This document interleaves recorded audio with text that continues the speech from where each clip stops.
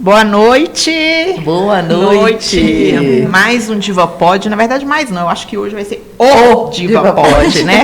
Temos uma presença muito ilustre aqui, a gente quer cumprimentar você que está aí com a gente agora. Sim. A gente fala assim, boa noite, bom dia, boa tarde, porque as pessoas veem muito podcast depois, né? Não necessariamente na hora da transmissão. E a gente hoje tem uma convidada que eu não falei, que é ilustre, que é a Karen Colares. Né? Tô conhecendo agora pessoalmente, eu e Kênia, né? Conheci Karen via Igreja Batista da Água Branca, por causa do pastor Ed René, né? Que eu já acompanho. Quase fomos colegas um tempo, né? Como professoras no ISTA, no Instituto Santo Tomás de Aquino, mas quando ela entrou eu já tinha saído. E venho acompanhando aí as suas falas, suas participações. Eu falei, gente, precisamos levá-la. Ela é de Belo Horizonte. Não é possível, né? Quase. Estou pertinho. Você não mora aqui, né? Não moro aqui mais. Eu moro em São José da Lapa. Tá coladinho. Coladinho. Pertinho. Optou em morar num esquema mais tranquilo, mais sossegado? Bem Foi uma escolha, assim, uma tipo um escolha sítiozinho, muito uma consciente. chácara? É uma casa mesmo, mas bem tranquila. Bem interiorana. Silenciosa. Ai, que delícia. Para produzir, né? Ler. Maravilhoso. Eu não troco por nada. Não Com volto para certeza. BH mais, tá? Não volto. Mas eu acho que hoje é o caminho da maioria das pessoas que desejam, né? Acabam buscando indo aí. Para mais distante. A gente já vai tendo um processo inverso, né? Sim, verdade.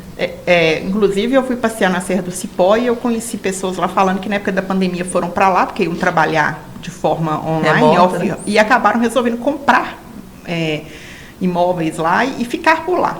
Super Tanto que é o clima super Porque antes de São José ainda morei em Matozinhos, que é mais distante ainda e mais quieto ainda. Ô, gente, agora tem que contar essa piada.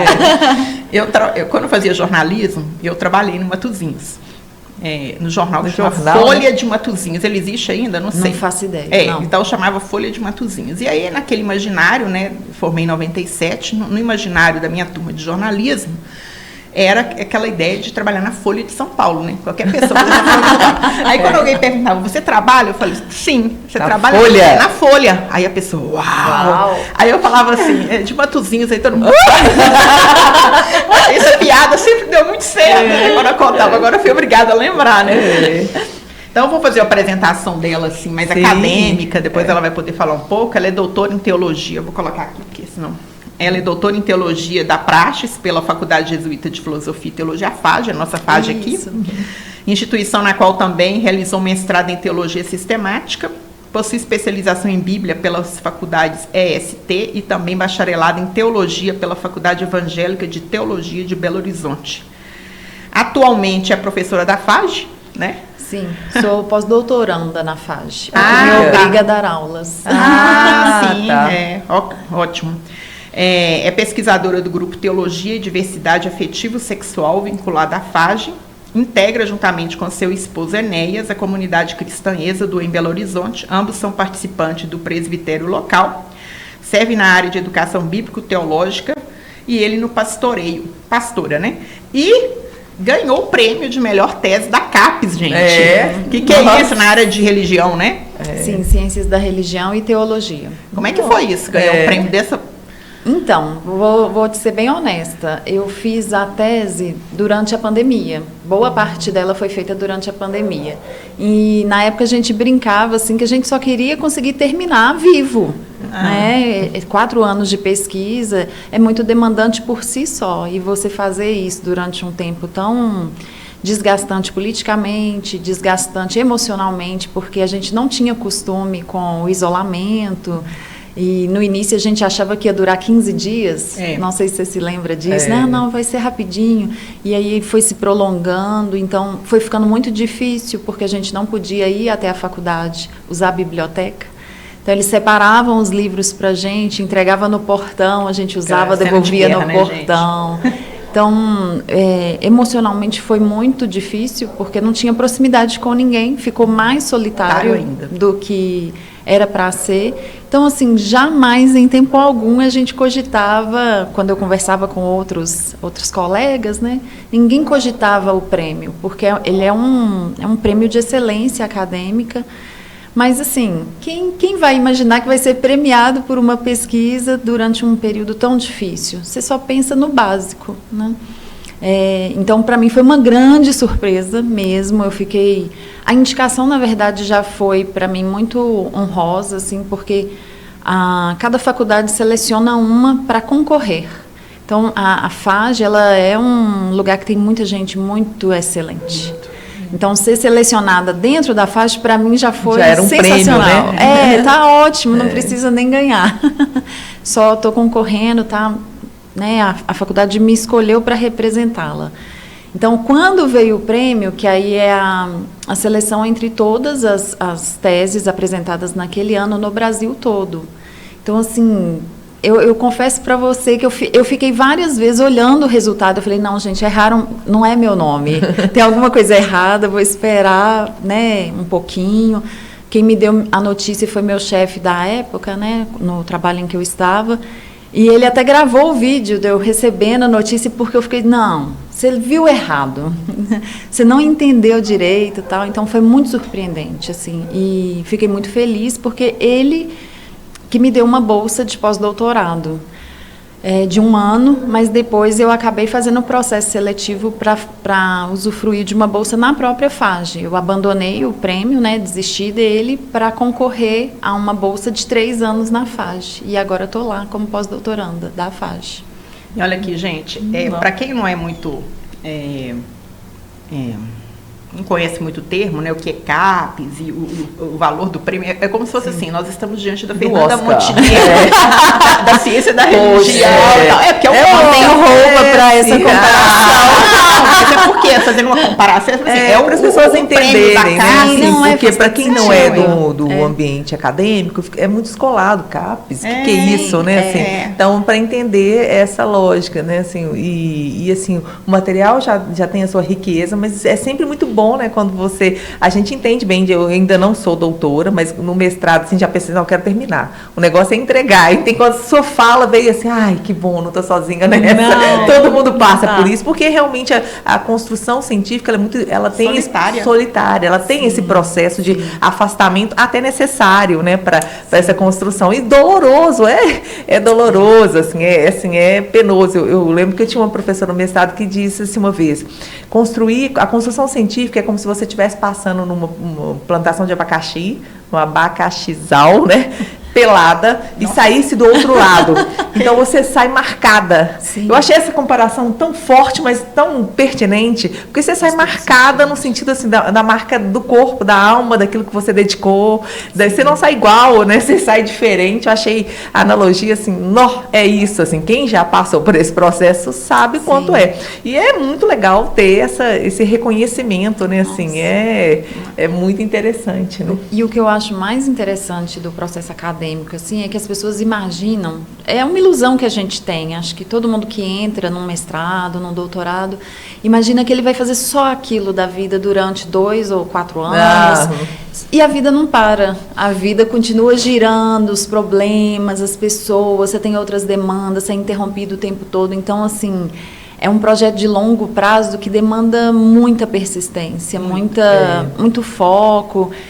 Muitos colegas desistem no meio do caminho. Então, assim, eu acho interessante a consciência de que você não vai fazer só aquilo, que a vida vai continuar girando, as demandas vão continuar vindo. Acho que isso ajuda a gente a ser realista, sabe, sobre o processo. Então a gente fica romantizando, né? Mais uma coisa que a gente romantiza, né? Sim. E essa ideia aí da escolha, né? Porque é uma escolha que muitas vezes vão te falar, vamos ali, não posso, hoje eu não vou poder porque eu tenho tal texto para ler. Então é uma escolha, a vida gira, você vai ter que estar muitas vezes, assim, às vezes até ausente de muitas questões, exatamente para a construção, porque senão não dá, não é possível, né? Assim, não tem como.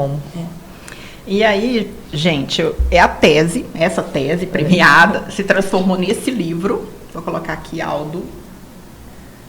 Submissão Feminina, uma leitura bíblico-feminista. Gente, olha, é doutorado, né? Nós estamos falando disso. E o mais legal, você pode conseguir lê-lo, né? Você vai poder acessar, né? Uma riqueza, né? Porque Karen a especialidade, assim, a questão da hermenêutica, né? Que é a interpretação do texto bíblico, né? Sim.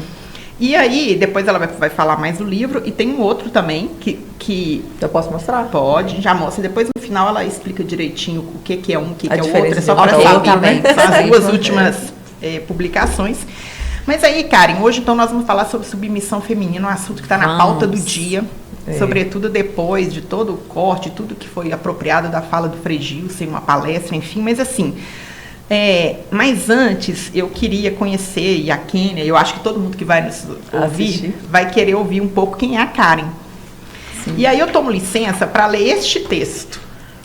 À vontade. Meu Deus, nesse que lindo, texto. Né? Quando eu li esse texto, que geralmente você faz a dedicatória no início, né? Sim.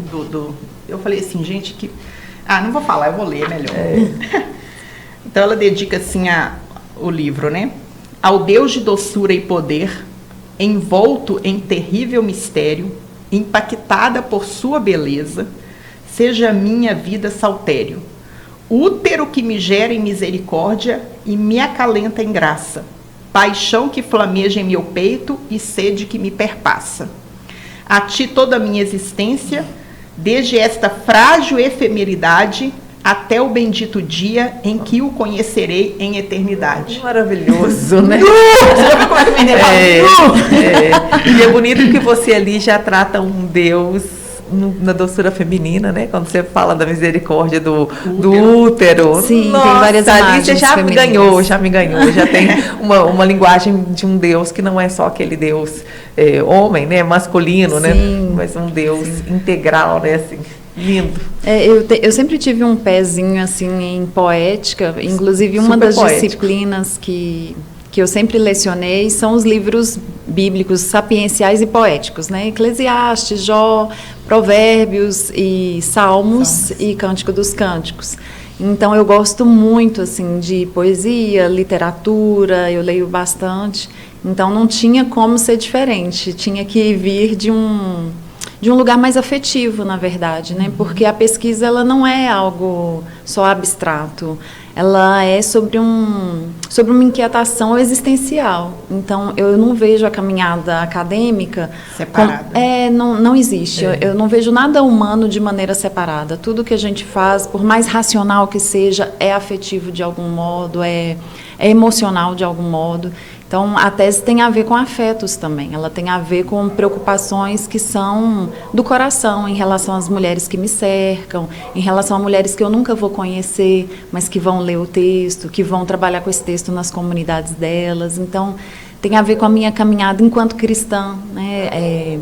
Da maneira como eu experienciei esse Deus na minha trajetória. Então, tem muito afeto em tudo isso, sabe? Tem muito dado, tem muita leitura, mas tem muito do meu coração também em tudo isso. Isso que eu queria até perguntar, um pouquinho da Karen antes da gente entrar na pesquisa, né? Sua experiência, eu li ou eu ouvi, agora eu já não sei onde está, em algum lugar, né? Que você, ao estudar, ao fazer uma experiência com Cristo, né? Resolveu fazer a teologia e depois entrou nesse universo e não parou mais. Como é que é essa história com isso? Você tem uma comunidade também, né? Que é Êxodo, né? Com o seu marido. Como é que quem é a Karen Colares? Bom, eu estou tentando descobrir também, tá? Engraçado que ontem mesmo eu falava com uma amiga, a gente conversava sobre autoconhecimento, como é interessante o processo de autoconhecimento, porque a gente leva a vida toda para saber quem a gente é, né? Você vai sendo surpreendido também por si mesmo, por coisas que você achava que você não diria ou não faria, e que você não gostaria, e de repente, olha, eu gosto. Então, assim, é por isso a brincadeira, né? Também estou tentando descobrir. Mas eu tive uma experiência de fé ainda adolescente, aos 15 anos. A minha família não é cristã praticante, eles são católicos, mas muito nominalmente, né? Aquele clichê de ir à igreja em batismos, casamentos e, é o que enfim. Vocês falam católico do IBGE, né? Eu vou falar do não praticante. Adorei, né? O termo é muito apropriado. Meus pais são católicos do IBGE, então eu não tive, assim, eu tive alguma familiaridade com o ambiente religioso, mas muito, como eu diria, muito performático, não era algo muito pessoal. Eu não entendia aquilo como algo meu, né? Algo que me dizia respeito, era algo que eu executava porque eu precisava. Então, depois eu fui a uma comunidade de fé aos 15 anos, que eu escolhi ir, E aquilo fez muito sentido para mim, tudo, né? O culto, a mensagem, tudo fez muito sentido, me falou muito e aquilo me interpelou muito. E era uma igreja evangélica, eu voltei e meu pai não era muito favorável na época, né? Ele achava que religião, no fundo, é uma grande lavagem cerebral, assim. Ele tinha uma percepção muito negativa da religião. E assim, eu me apaixonei do jeito que eu me apaixono pelas coisas, estudando, né? Então eu comecei a ler Bíblia alucinadamente, assim, fazia meus comentários manuscritos, né? Bíblia de estudo, e logo entrei num seminário. O seminário não me satisfez, porque assim, eu achava o seminário, pelo menos o seminário que eu fiz na época, ele não tinha muito rigor acadêmico, então eu me sentia perdendo um pouco de tempo. Então, acabei logo indo para uma faculdade teológica, que não existe mais em Belo Horizonte, era uma faculdade vinculada à Lagoinha, era chamada FAT. Ela depois se desvinculou e foi incorporada ao Isabela Hendricks, né? Fiz faculdade, depois eu parei um pouquinho, fiz uma especialização um pouco fora da área, sobre gestão de projetos sociais, que eu achava que eu trabalharia com o terceiro setor, e ficou em stand-by, assim, eu falei, bom, vou fazer a formação, se um dia surgir a oportunidade, tá aí, tá pronto, tô pronta para, né, montar no cavalo quando ele passar ligeiro, né, que a oportunidade é assim, né, vem e você tem que estar pronto. E depois que eu fiz essa especialização, eu pensei, bom, eu acho que minha paixão é a teologia, não vou poder negar isso, só que assim, a teologia também, ela é um campo muito desafiador, porque ela não tem um amplo campo de trabalho, né? Vocês conhecem muito bem a realidade, a gente tem poucas instituições de ensino, poucas possibilidades, assim, né? Eu trabalhei com editoração de textos teológicos durante um tempo também, mas assim, a teologia é um campo restrito, né? E com pessoas com boas formações, né? A gente tem gente, assim, eu tenho colegas que eu teria orgulho de indicar para uma vaga de emprego na área da teologia, porque tem ótimas formações. Fui então para o mestrado, e em Belo Horizonte só tinha mestrado na teologia na FAGE, que é uma instituição católica. Eu sou protestante, evangélica, mas eu falei, bom, acho que vai dar certo. E fui, a FAGE é encantadora, eu acho assim, eu sempre falo que é uma mãe para mim, porque eu fui muito bem acolhida na FAGE durante o tempo que eu estive lá, e agora estou lá de novo, né? Não é à toa que eu estou lá de novo. É uma instituição de alto nível, assim, acadêmico, mas é uma instituição eminentemente masculina. Ela tem uma concentração de alunos homens, porque justamente ela está formando pessoas religiosas, na verdade, né? Por causa do desenho da própria igreja, sim, da igreja católica. Você foi exatamente no ponto. Por causa do desenho da igreja, você tem uma formação que é muito masculina. E eu aceitei o desafio, e foi muito desafiador ser uma das poucas mulheres naquele ambiente durante o mestrado, e depois acabei emendando com o doutorado. Minhas pesquisas todas nesse tempo foram sobre questões do feminino, em perspectiva feminista. Depois a gente conversa mais sobre isso. Nesse tempo todo, sempre tive uma comunidade de fé, eu sempre tive vinculada à comunidade de fé. Então, quando eu falo da Karen, falando de mim na terceira pessoa, sempre achei isso estranho. Quando eu falo de mim, eu sempre estou falando de uma pessoa que transita nesses dois ambientes, academia e igreja. Então, eu entendo que o que eu estudo é para ajudar a minha comunidade de fé e outras comunidades de fé. Quando eu escrevo, eu entendo que são pessoas de comunidade de fé que vão ler, não necessariamente precisa ser, mas são as pessoas que geralmente se interessam por essas temáticas. Então, estou sempre transitando nesses dois ambientes. Sou casada, eu não tenho filhos, por opção, é uma opção que eu fiz. E hoje sou pós-doutoranda, né? Eu segui nos estudos, estou pesquisando ainda questões hermenêuticas, com algumas especificidades, mas que eu acho que não vem ao caso no momento, mas é isso. A Karen é basicamente uma pessoa apaixonada pelo texto bíblico. E nessa paixão eu construí essa carreira acadêmica e construí também minha ambiência de fé mesmo. Então, é muito sobre a minha própria vida mesmo, não é um objeto de estudo distante, é sobre o que eu vivo, o que eu ouço das pessoas, o que eu sinto com elas, e isso vira dedicação de estudo. É basicamente isso. Essa é a Karen, uma pessoa que gosta de estudar. Sabe que o Ed René, ele até esteve aqui com a gente em 2019 no ISTA. A gente conseguiu trazê-lo para um evento ligado à presença digital das comunidades cristãs na internet e tal. Aí foi quando eu pude conhecê-lo pessoalmente, ele ficou aqui 2 dias e ele fala algo assim que é muito forte, né? Quem não vai lembrar que a gente fala isso para as divas direto, né? Que quando a pessoa pergunta assim, quem é fulana?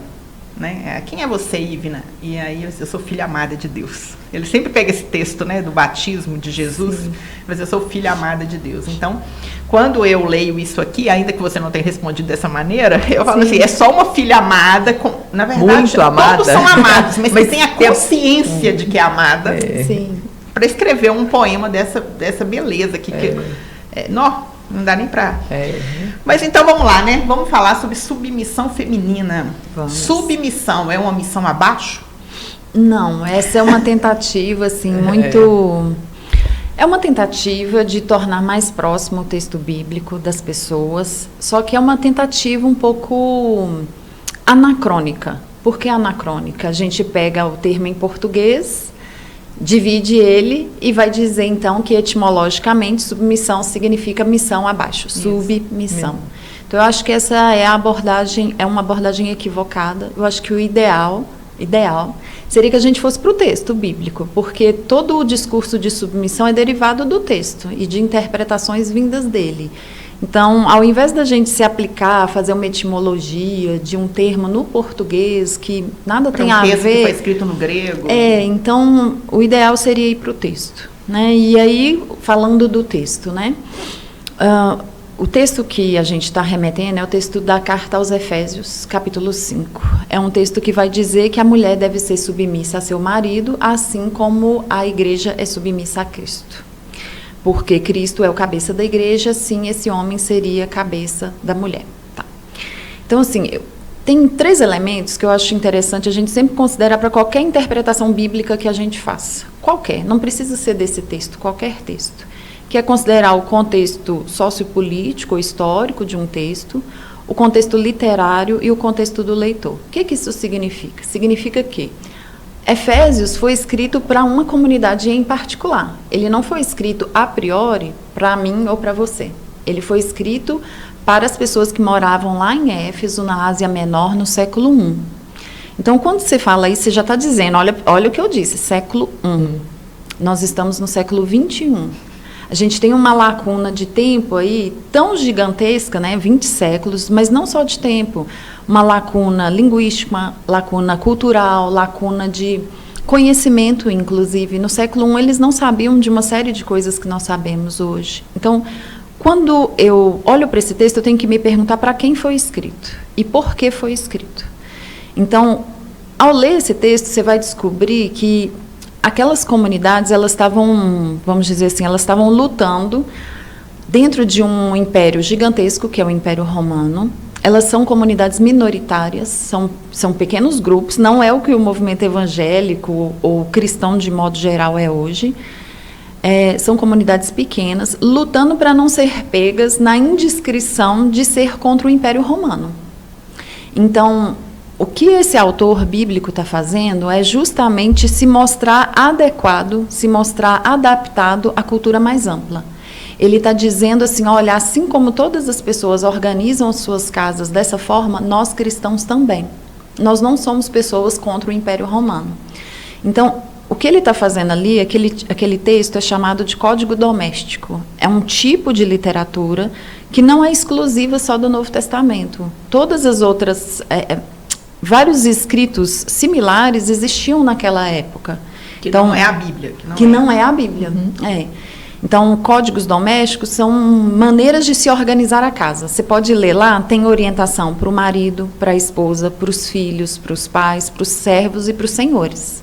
Ele está organizando a casa, ele está pegando um tipo de literatura que é convencional na época dele e está adaptando para os interlocutores cristãos dele. Então, o que ele está fazendo? Ele está se mostrando adequado, ele está se mostrando adaptado à cultura mais ampla. E, nesse sentido, a cultura mais ampla é hierárquica. A cultura dele ali, ela tenta imitar o padrão do Império Romano. O Império Romano é um império. Enquanto império, ele tem um cabeça e ele é todo piramidal, né? Ele é estruturado de maneira piramidal. E as casas também refletiam isso. As famílias eram organizadas dessa forma para refletir o Império Romano, para refletir a concordância com o Império Romano. Então, o que ele está fazendo é se adequar. Aí você fala assim, tá, mas ele está se adequando, mas não tem nenhuma diferença? Tem. Existem códigos que a gente usa para comparar. Nos códigos domésticos gregos, é dito, por exemplo, ao homem que ele domine sua esposa. No código doméstico que a gente está remetendo, é dito que ele deve amar sua esposa. Então, o que ele faz? Ele pega uma estrutura hierárquica, ele se mostra adequado a ela, mas ele traz alguns avanços.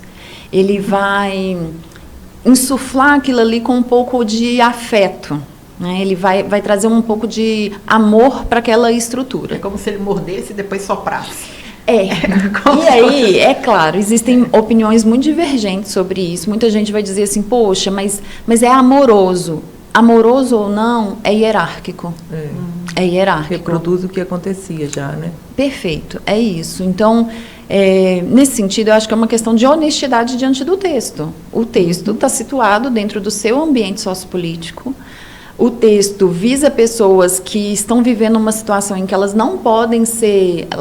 Não existe nenhuma pretensão de ser contra o sistema aqui. Isso sequer é pensado nesse momento da fé. É tudo muito embrionário, tudo muito iniciante, pequeno. Então, o que ele pode fazer é viver o contexto dele da melhor maneira que ele vê como possível, né? E o que é possível para ele é insuflar de amor aquela estrutura hierárquica. E aí você fala assim, tá, tem amor, mas é hierárquico? Como que a gente percebe que é hierárquico? Porque mesmo havendo todo esse amor, a orientação de submissão é só para a mulher. Algumas pessoas vão dizer que lá no iniciozinho do texto tem um submetei-vos uns aos outros. Então, que a submissão seria para todo mundo. Mas quando ele desdobra isso no texto, ele vai dizer só para a mulher que ela deve ser submissa. O homem em nenhum momento está colocado como submisso a ela. Então, não é possível encarar o texto como submissão diluída para todo mundo. De fato, é um texto de submissão para a mulher, mas tem um intuito de preservação da vida dessa mulher naquele ambiente, de preservação da vida daquela comunidade nesse ambiente. Mas se você tira o texto do seu contexto e traz para o século XXI e usa ele sem a devida explicação, ele se torna um texto de morte. O que era um texto para a vida daquela comunidade, para a preservação daquela comunidade lá, não funciona da mesma forma 20 séculos depois de uma série de movimentos, de descobertas, de conhecimentos. Então, a questão toda aqui é respeitar os contextos. Se eu não tenho o mesmo contexto, eu não posso ter a mesma aplicação.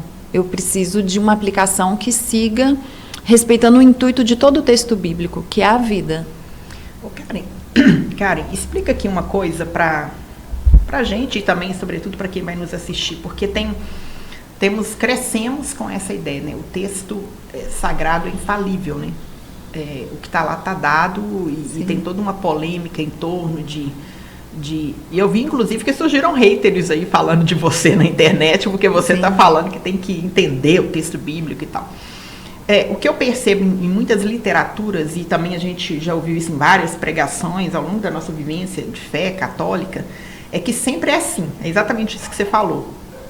Toda vez que vai pegar esse texto de Efésios 5, você trata isso, a mulher seja submissa, mas ser submissa a alguém que ama a gente como Cristo amou a igreja é uma coisa maravilhosa. Quem não gostaria de ser submisso a alguém que me ama como Cristo amou a igreja? Então é como se fizesse um esquema de compensação. Sim. Queria que você falasse um pouco para a gente sobre essa questão do texto, né? Porque você falou, olha, é lá para a comunidade de Éfeso, na Ásia Menor, no século I, tinha toda uma questão do Império Romano. E você até usou o termo, o autor de Efésios não foi Paulo? Porque eu sei que de Hebreus é meio que unânime que não foi Paulo. Então, fica sempre essas... Você está entendendo a minha pergunta? Estou entendendo a sua pergunta. Então, vamos lá. Esse é um ninho de vespas, tá? Mas a gente gosta. Você gosta de... Então, tá bem. É um ninho de vespas, por quê? Quando a gente fala que o texto bíblico é infalível, né, ele é infalível no seu propósito. Então, talvez a discussão aqui seria se ele é inerrante. Porque a gente tem uma concepção de inspiração que é muito vigente aqui no nosso país, que é uma concepção de inspiração que é de ditado verbal. Como se Deus tivesse soprado cada palavra no ouvido da pessoa que está escrevendo. Quase como uma psicografia. Esse não é o processo de inspiração que pessoas, que vários estudiosos e uma grande massa de estudiosos defendem, né? A concepção de ditado verbal, ela vai fazer o quê? Ela vai fazer com que você olhe para qualquer texto bíblico, recorte qualquer texto e atribua plena autoridade para ele. E no Brasil, o que a gente conhece em termos de interpretação é isso. É o que é a base do que a gente chama de fundamentalismo. Então, a base do fundamentalismo é justamente a noção de ditado verbal. Você imaginar que a inspiração bíblica, ela se dá via ditado verbal. Então, eu posso recortar em qualquer momento. Então, se eu posso recortar, eu não respeito o contexto sociopolítico, eu não respeito o contexto literário, ou seja, eu não quero saber o que vem antes ou o que vem depois. Eu posso só jogar um versículo para alguém e dizer, tudo posso naquele que me fortalece. Tá, mas o que vem antes? O que vem depois? Em que contexto que isso foi dito? Porque faz toda a diferença. Se alguém pegar essa nossa conversa aqui e tirar uma frase dela fora do contexto, ela pode dar um sentido totalmente diferente para tudo que a gente disse. Então, infelizmente, no Brasil, a gente tem uma ótica de leitura que é massiva. A boa parte das comunidades de fé lê a Bíblia de maneira fundamentalista, o que faz com que elas tenham uma leitura muito literalista do texto. Está escrito. E estar escrito não é suficiente. Por que não é suficiente? Porque existem várias outras coisas que estão escritas e você não dá o mesmo peso para elas. Então, a nossa, embora a gente seja literal, né, literalista, quando é fundamentalista, é um literalismo muito seletivo. No que agrada, né? No que convém. E aí ou que reforça o que eu acredito, inclusive. O que alimenta a minha narrativa. E assim por diante. Isso traz, isso traz, inclusive, um desenho, não só para o contexto cristão, né? A gente já está falando aí se a gente for pensar no contexto político, tudo, né? Então, você vai trazendo aí narrativas que reforçam a minha ideia de mundo, né? E a Bíblia pode ser aí um prato cheio para isso, assim, né? E é um prato cheio. Então, assim, a gente tem os haters, né? Como você disse, vêm justamente desse ambiente. Eu entendo que uma pessoa fundamentalista vai ter por mal o tipo de exercício que eu estou propondo, porque eu estou propondo justamente que essa pessoa pare de recortar o texto, que ela respeite o contexto literário do texto, o que vem antes, o que vem depois, qual que é o pensamento daquela carta como um todo, daquele autor, que ela respeite o contexto sociopolítico, ou seja, ela entenda para quem que foi escrito. Cartas, por exemplo, são escritos ocasionais. Você escreve uma carta para um destinatário específico, para uma situação específica. Isso não quer dizer que a aplicação está restrita àquele momento, mas quer dizer que para eu fazer a aplicação precisa haver alguma similaridade. Se eu tenho um contexto que está completamente isolado naquele período, eu não tenho aplicação possível para o hoje. Eu vou aplicar como? Se eu não tenho o mesmo ambiente para fazer a aplicação. Então, eu entendo que uma pessoa que leia a modo fundamentalista vai me ter por mal mesmo. E mais, eu ainda não citei o contexto do leitor, que eu acho que é muito importante. Vamos dar um exemplo aí que eu acho que é um pouco grosseiro, mas ele é eficaz para ilustrar o que eu estou falando.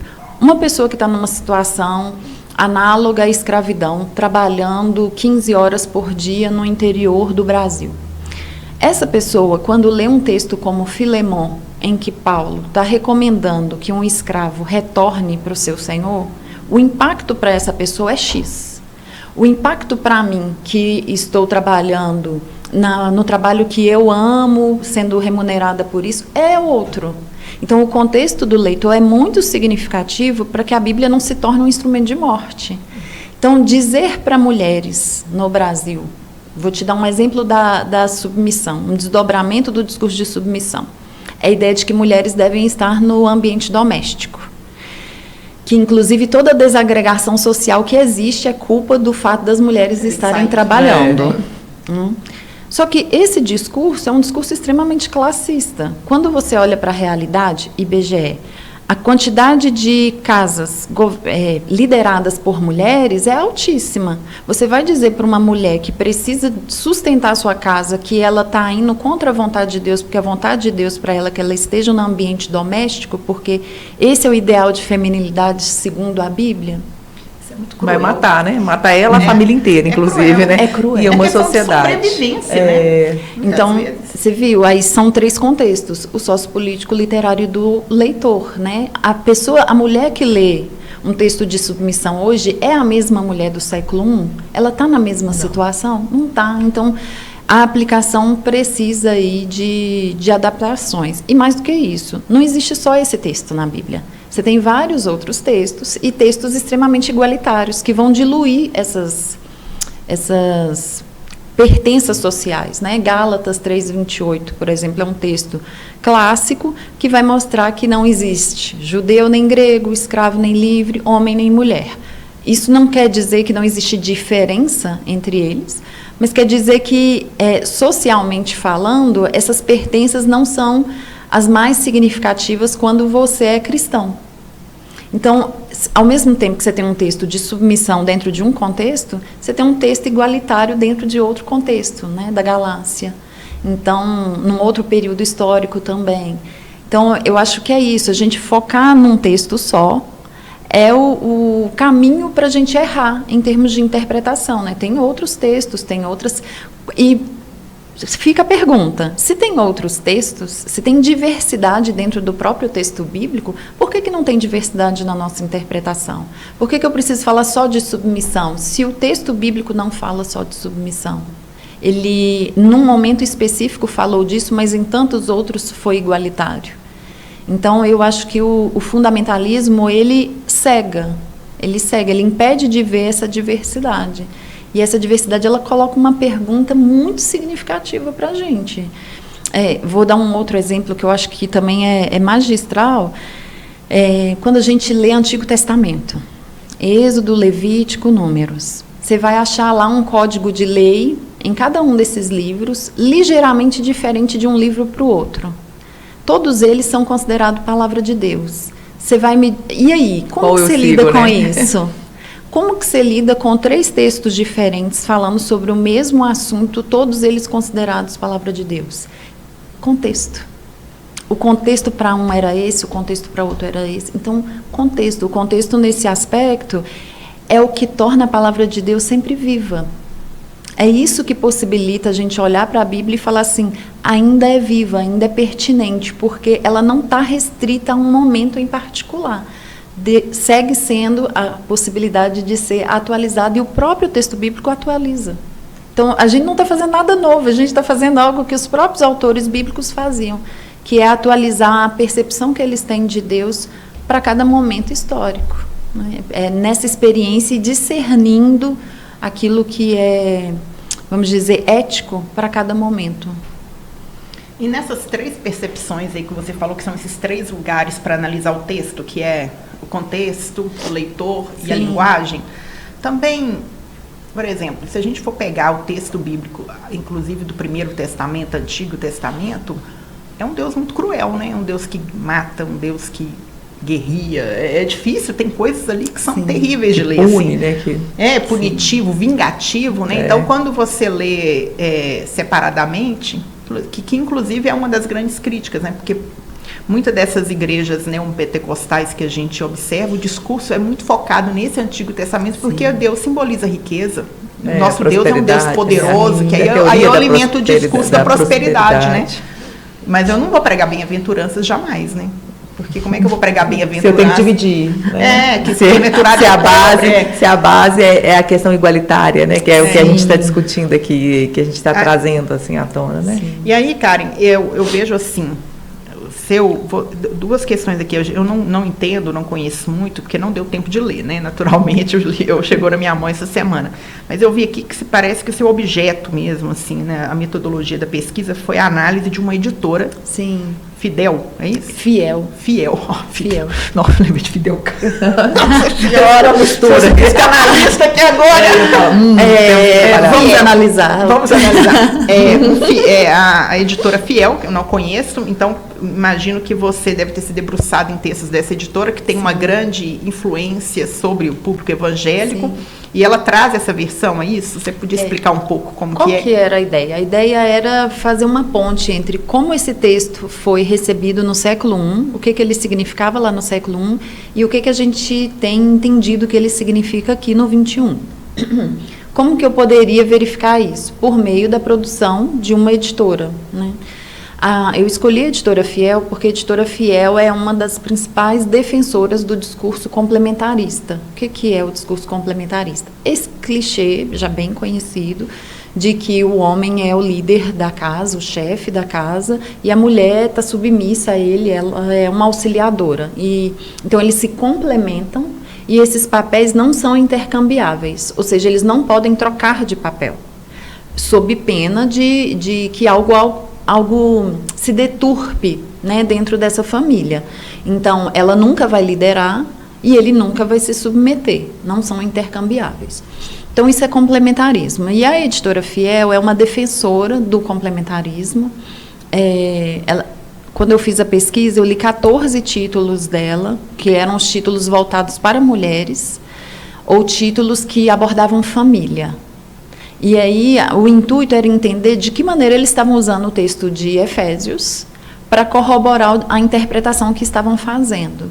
Então, as pessoas imaginam que ler um texto como esse de Efésios fique só nisso, mas existe uma série de implicações pastorais, éticas, para quando você está afirmando a necessidade de submissão.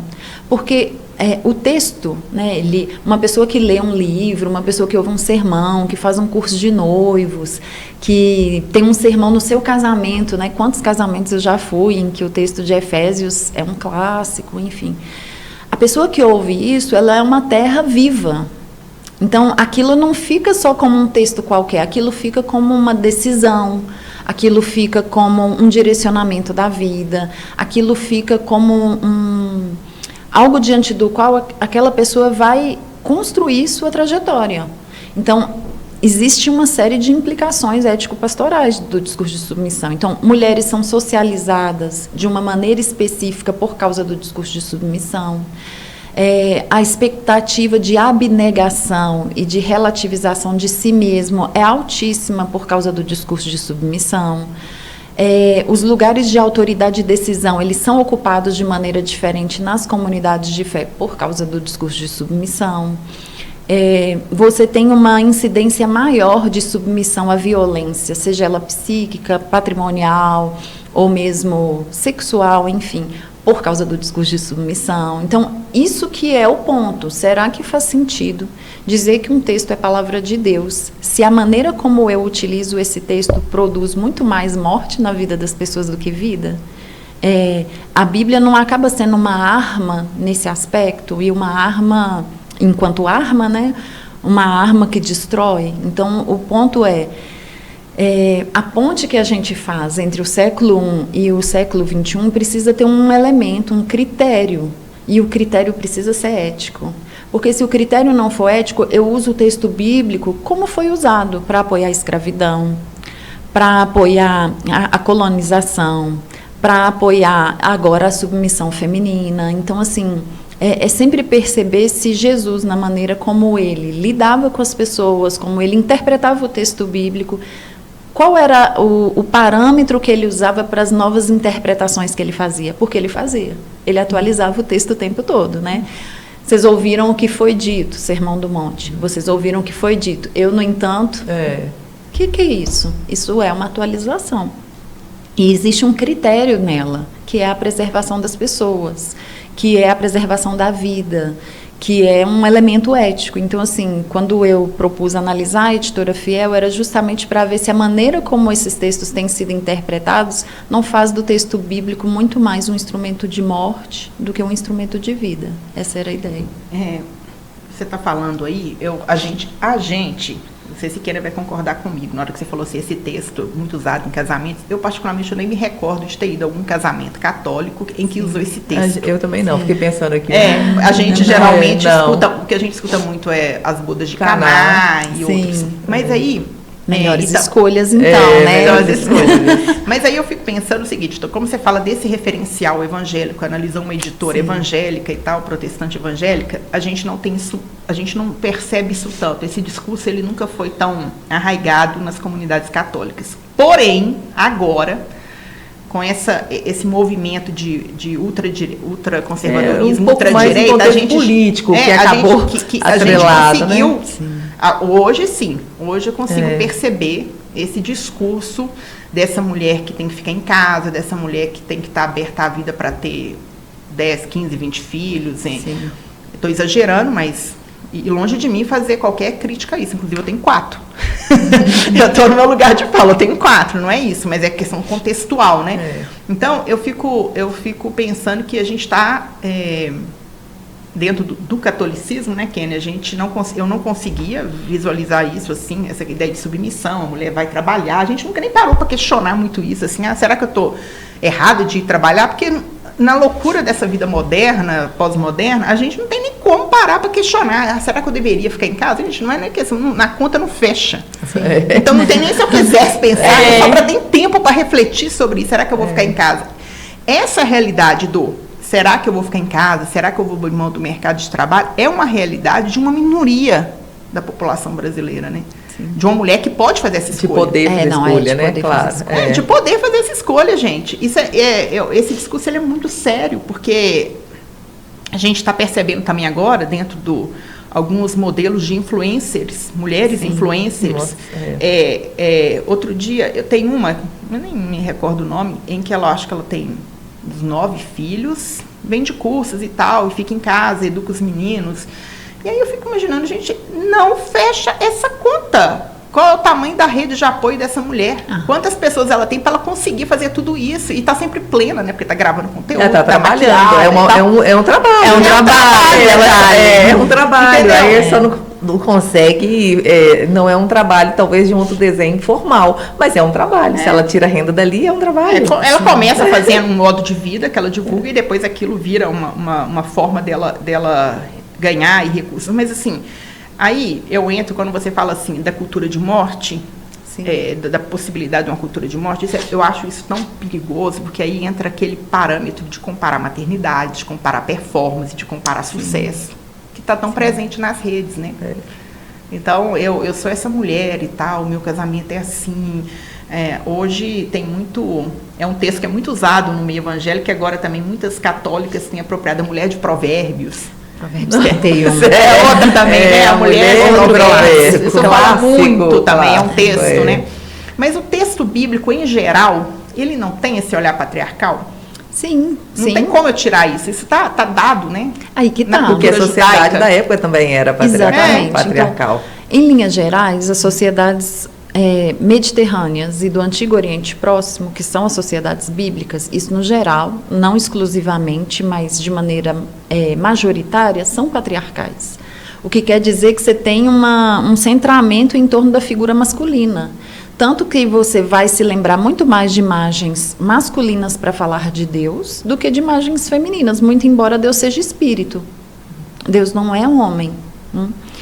Mas você se lembra de Deus como homem. Então, por quê? Foi gestado, é um escrito gestado dentro de uma cultura eminentemente patriarcal. Então, não há como fugir disso. A questão é, o que desse texto é atemporal? Desse texto que é atemporal não é a cultura na qual ele foi gestada. Senão, a gente não teria possibilidade de continuar aplicando o texto bíblico. Eu não vivo na mesma cultura. Eu não estou nas culturas mediterrâneas e do Antigo Oriente Próximo. Então, eu não tenho como viver a palavra de Deus no mesmo formato. Eu tenho uma outra cultura, mas a palavra de Deus segue sendo pertinente justamente porque ela é adequável. Ela é, vamos dizer assim... e nesse sentido, eu acho que Jesus é o parâmetro a respeito do qual a gente sempre deve pensar. Jesus se fez carne. E se fazer carne é justamente corporificar uma cultura, um modo de pensar, um tempo específico. Então, a possibilidade de que o Evangelho siga sendo encarnado é que torna o Evangelho atemporal. Então, se eu ficar fixo sobre a cultura em particular, eu vou quebrar qualquer possibilidade de aplicação do texto. Então, existe algo do texto que não é a cultura, que deve ser repetido, né? Então, essas sociedades eram patriarcais, elas eram patrilineares, ou seja, quando você lê genealogias, você vai ver que são homens, basicamente. A única genealogia que tem mulheres é de Mateus. E justamente porque ele está lidando com o escândalo de Maria, grávida, então ele mostra várias mulheres, 4 mulheres, na verdade, que estão envolvidas em escândalos sexuais também, dentro da genealogia de Jesus. Então ele está mostrando assim, poxa, vocês estão escandalizados com Maria, que está grávida? Olha aqui, em toda a genealogia, em toda a história do povo de Deus, sempre existiram mulheres que, a despeito dos seus escândalos sexuais, eram alcançadas pela graça divina. Então, é só nessa genealogia, que é um arranjo teológico, que tem mulheres, porque no geral é patrilinear. Não é só patrilinear, mas patrimônio. Patrimônio circula na mão de homens.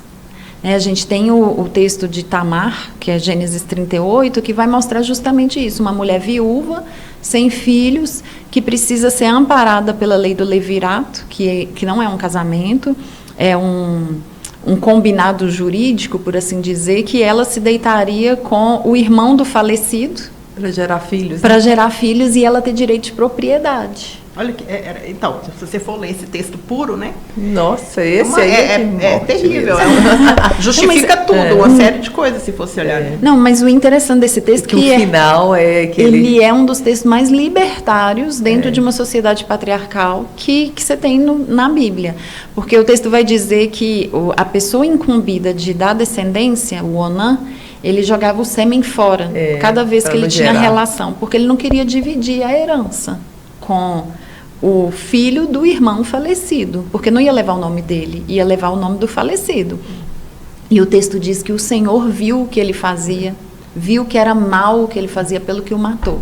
Então, é para mostrar, dentro de uma estrutura patriarcal, em que uma mulher está sendo amparada por um dispositivo legal mínimo, para mostrar que Deus é atento às violações dos direitos dessa mulher.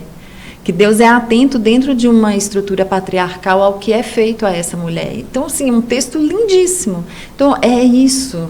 Ao mesmo tempo que você tem um texto de submissão, você tem um texto libertário, você tem diversidade de textos. E que ela é vista também como assim, opa, é o segundo que ela... É viúva negra, né? É a segunda, quem que vem depois. Então, é muito isso, né? Desde sempre a mulher com esse olhar aí, assim, ela tem culpa no cartório. Né? É um duplo padrão de moralidade, né? Você vê nesse texto, é muito legal que ela está viúva e ela vai para a casa dos pais dela com as roupas da viuvez, esperar o filho mais novo de Judá crescer para conseguir suscitar descendência. Né? Judá fica viúvo ao mesmo tempo dentro do texto e ele vai para uma festa. Então, você vê o duplo padrão, né? O que é possível para um homem dentro de uma sociedade patriarcal não é possível para uma mulher. Para uma mulher, ela está lá esperando alguém que faça justiça por ela, para que ela tenha direito de propriedade. Para um homem que é patriarca, como Judá, ele pode simplesmente, depois da sua viuvez, ir para a festa, viver a vida, tranquilo.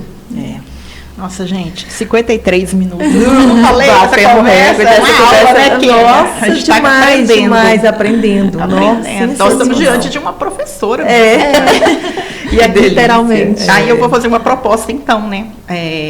Semana que vem a gente se encontra de novo para continuar essa conversa, porque tem muitas coisinhas ainda que eu tenho vontade de perguntar. E a gente tem, como a gente ainda é um podcast novo, né? A gente está pouco mais de 30 episódios, aí a gente fez assim, nós vamos começar com episódios mais curtos, até chegar o dia que a gente vai começar 3 horas direto, né? Porque tem uns podcasts que dá para fazer 3 horas ao vivo, você já viu? Com a Karen dá para fazer o dia inteiro. Vai. Mas, então é isso, a gente vai... E também temos uma novidade, né, Kênia? A gente vai começar a avisar agora, né? Que a partir de maio, a gente vai mudar o horário do nosso podcast. Em vez de ser às 21h03, vai ser às 19h03. Essa coisa de 3 é a ideia dela. É uma explicação. De novo. É porque, na verdade, o 3 é o seguinte, você põe para despertar no horário fechado, 19. O 3 eu cato uma garrafa com água, um caderninho para anotar, né? Assim, para preparar meu ambiente. O 3 minutos no digital é mais do que o suficiente para que você pare. Você fale, gente, agora eu estou aqui escutando meu podcast, para que seja um momento mesmo seu, né? É para isso. É a tolerância, né? Eu nunca escuto podcast assim como ela. O sonho da minha vida é ter um caderninho para escutar o podcast. Eu só lavando vasilha mesmo, eu tô de somos todos assim. Mas muitas vezes eu escuto com um caderno do lado, porque eu gosto de anotar, eu sou do analógico. Assim, agora, eu gosto quando de ficar é um conteúdo, somos duas. Quando é um conteúdo assim que te chama, aprender, você vai rever, né? Você vai ouvir e anotar. Então, a gente quer dar o nosso presente. Que lindo. A gente conversava aqui antes de começar, né? Que a gente será? Agora fazer canecas, agora... Adorei. Maravilhosa. E essa imagem é exatamente, a gente adora essa imagem. Ó, muito bom. Ficou até texto, a gente adora essa imagem. A gente ama essa... Se pegar um corte disso, olha que perigo. De várias mulheres, né, Karen, que simboliza essa diversidade feminina. Com essa riqueza, raças, né? O estilo, a gente prega muito isso. Diva de verdade é ser você.